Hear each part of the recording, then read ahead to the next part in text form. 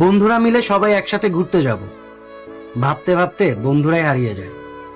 কখনো টাকা থাকে না, কখনো সময় থাকে না, কখনো আবার পরিবার মানে না, কারণ অনেকের পরিবার দূরে ঘুরতে যাওয়াটা পছন্দ করে না।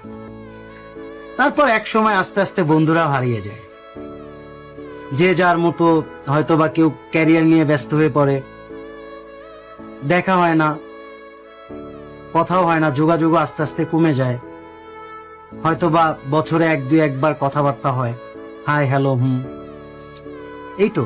হয়তো বা সোশ্যাল নেটওয়ার্কে মেসেজ, যে কি অবস্থা দোস্ত, কেমন আছিস, অনেকদিন দেখা হয় না রে দোস্ত তোর সাথে। আসলে জীবন তো এমনই, তাই না?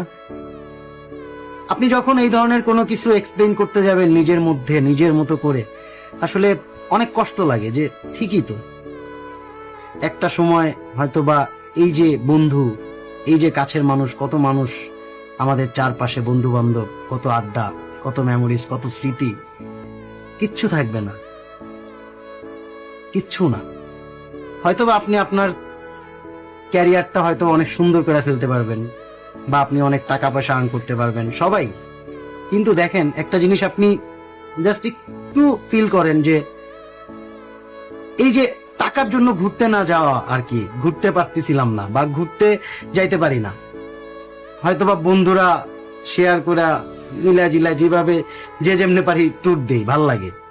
বাট ওই যে সময়, ইন ফিউচার, এই সময় তো আর পাবেন না, এই সময়টা আর কখনোই পাবেন না।